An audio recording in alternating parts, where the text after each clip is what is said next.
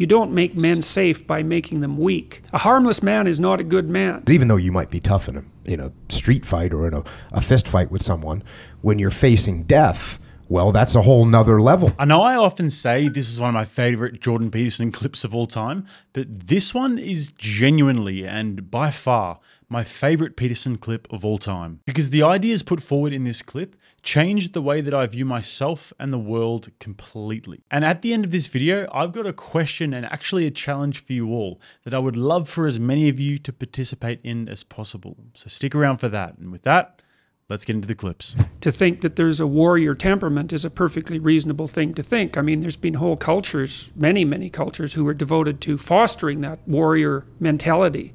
You know, where if you weren't like that, you were the outlier. I would say that's probably true of most human cultures across most of time. You know, we've been fortunate enough to live in relatively peaceful times, at least the vast majority of us, so the necessity for that, like right at the edges of actual warfare, is much less than it might be under other historical circumstances. But it's a deep part of many people's nature. And so the question is, what do you do with that, right? And I mean, one alternative potentially is criminal behavior. And you know, the fact that so many people like watching movies about bad guys, you know, is an indication of how attractive that is to people. And I think the reason for that is that, well, Nietzsche observed at one point that most of what people regard as morality is just cowardice. And what he meant by that was that people don't do bad things not because they're good, but because they're afraid to do the bad things.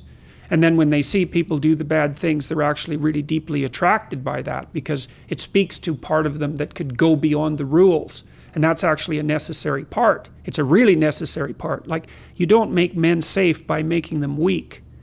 In fact, they're much more dangerous when they're weak, because they'll stab you in the back when they get the chance, or take advantage of you when they get the chance. You make men safe, let's say, by making them strong, and then by making sure that they're disciplined.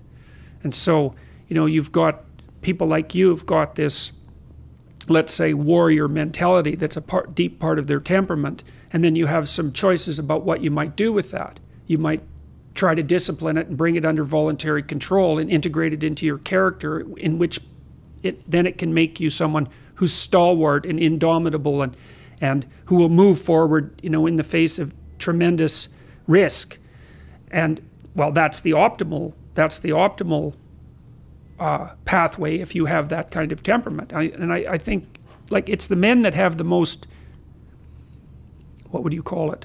It's not aggressive exactly, but we'll leave it at that. Aggressive and fearless temperaments that can be the best men. It's so true that weak men will stab you in the back if given the chance, because weak men can't regulate their emotions. They don't know how to exercise stoicism and self-restraint, and they are the ones that we should be worried about. And the way in which a man combats this is to face trauma and struggle on a regular basis. This allows you to have the confidence and fortitude to look danger and violence directly in the eye. You see, we live in a world right now where comfort is so abundant. Where's my salad?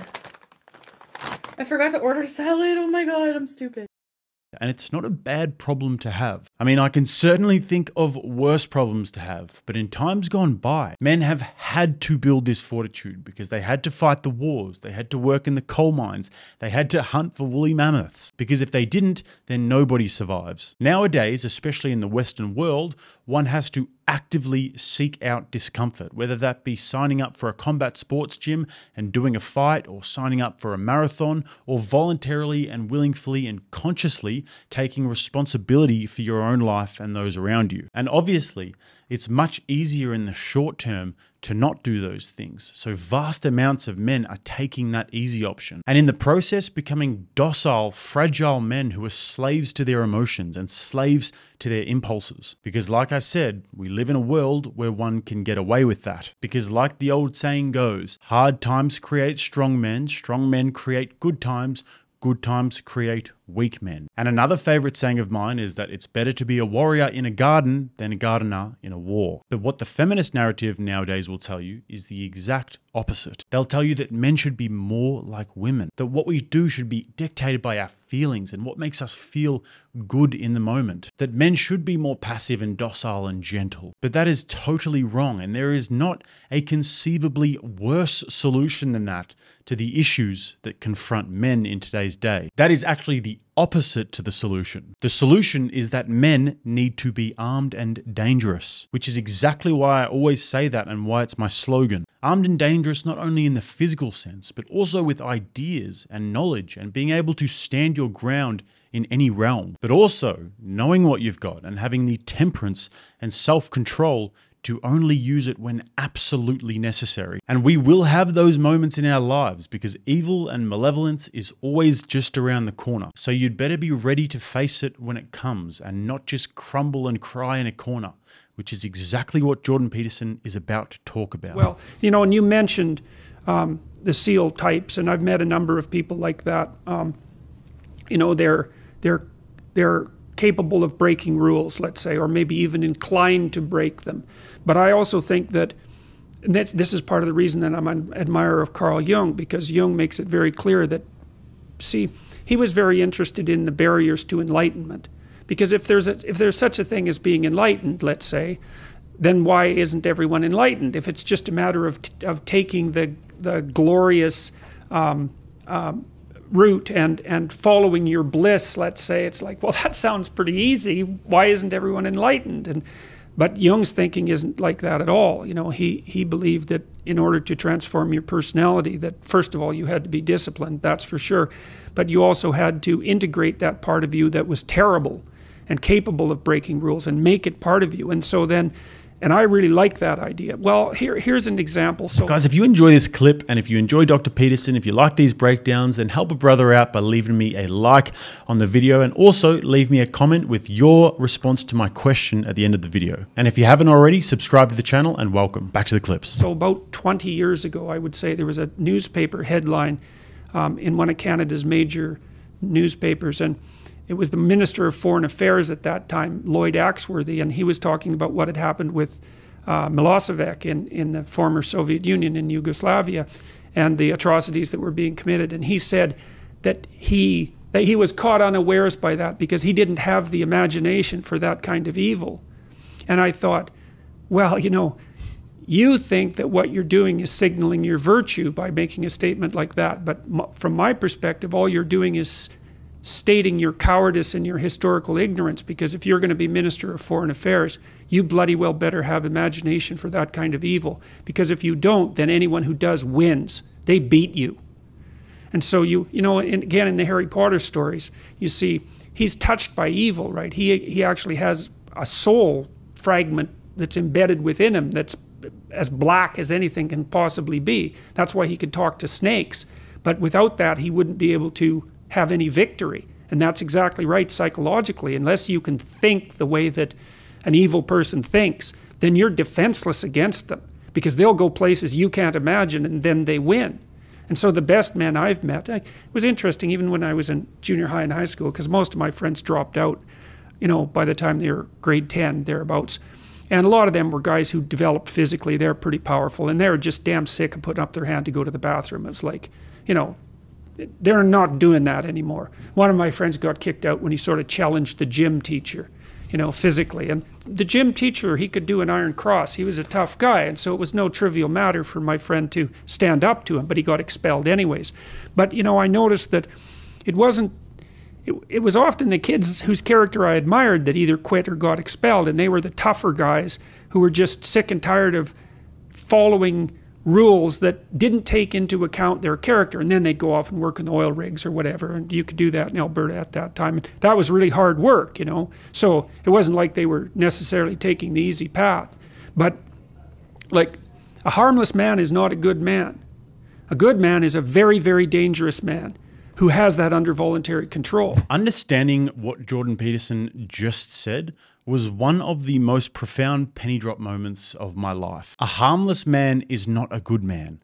A good man is a very, very dangerous man who has that under voluntary control. Clip that, write it down, put it as your screensaver, tattoo it on your forehead, tell it to your son, your brother, your nephew, or any other man who needs to hear it. Just personally, why it resonates with me so much is that I went through a number of years where I was severely depressed and 30 kilograms overweight and a complete slave to my impulses and instant gratification. I would literally never leave my bedroom, and when I did, it would be to go and binge drink and make a complete fool of myself and get in street fights. I was basically self-destructing after the loss of my father, until I met my first boxing coach, who ruthlessly hammered into me discipline, respect, and self-control. And at the time, it was exactly what I needed to hear, and I ate it up. I went on to become obviously much more physically dangerous because of years of training, but at the same time, I went on to have a far greater deal of self-restraint. Because unlike what the toxic masculinity feminists will tell you,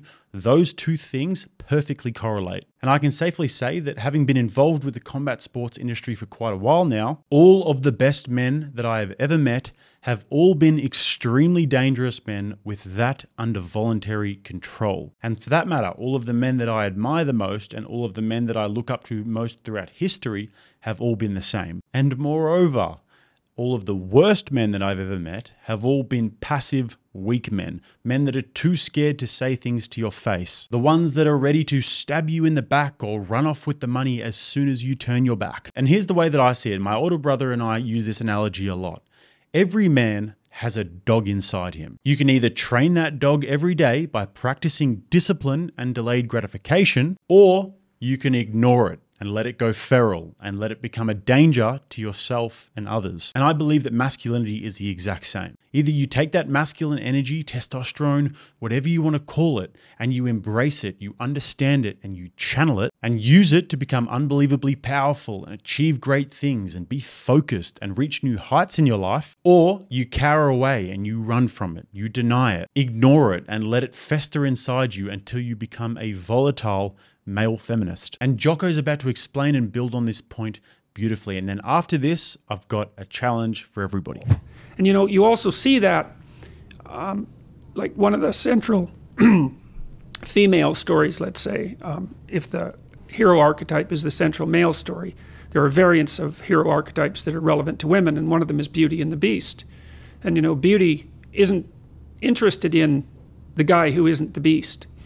She's interested in the guy who's the beast, and that's exactly right, but she's interested in the guy who's the beast that can be civilized and disciplined, right, and who can use that in the service, well, let's say, of a family.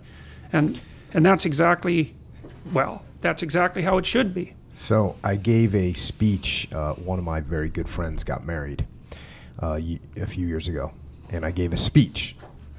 And at this speech, he was a friend of mine, SEAL. And at this speech, I was talking about what it was to be a man and when I felt like I was a man. And I said there was three things that I felt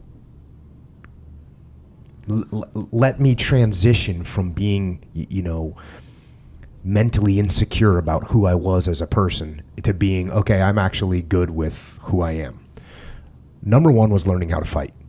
Mm-hmm. And, you know, I got into Brazilian Jiu-Jitsu and mixed martial arts, and I learned how to fight. And now, all of a sudden, when I looked at other people, I wasn't posturing. I wasn't trying to pretend that I was tough. I knew that most people that I would encounter, I could defeat in a physical altercation. That was number one. Number two was going into combat. Because even though you might be tough in a street fight or in a fist fight with someone, when you're facing death, well, that's a whole nother level. And for me, going into combat, well, what was I going to act like? Was I going to be scared? Was I going to be a coward? Was I going to be scared of death? And when I went into combat, I wasn't. I was fine. I was okay with the fact that I could die, and I was okay with that. And I made good decisions and did what I was supposed to do. And the last one was I got married and had kids. Because all of a sudden, all these things, these being aggressive and working to fight and be able to destroy in an efficient way, well, then I took that and combined it with, okay, now I'm going to take care of my wife and our children, and that's what I'm going to do. And my point in giving this speech was he was a guy that had learned how to fight. He was a guy that had been in combat, and now there was one more step. to take, which was, okay, now you're going to get married and you're going to take care of these people. So it's interesting that once again, that dichotomy that you talk about, it fits perfectly into the way I figured things out as a guy that went to high school and joined the military. So one of my favorite clips ever there by two men who understand human nature and two men who have incorporated their shadow. And here's my question to everybody watching this video. What have you done this week to seek discomfort? How have you trained the dog? And if you can't think of something straight away, then here's my challenge to you. Do something this week that is out of your comfort zone physically or mentally that you otherwise would not have done. This week, Vinny and I, my brother who runs the channel with me, are going to Cambodia to do a half marathon through the rice fields, which should be interesting in some scorching heat. And I'll also video that one for a bit of accountability, and I'll put it on my travel channel, so you guys will be able to see that. So if you guys want to share what you've done this week or what you're going to do this week, then I would absolutely love to read that in the comments. And otherwise, if you don't feel comfortable doing that, then you can reach out to me on Instagram or Twitter, send me a private message. I'd love to read all of your stories about how you are training the dog this week. So with that, guys, I hope you enjoyed this. And if you guys want to watch another video, click right here. Till next time, I'm Jake. This is Rattlesnake TV, keeping you armed and dangerous.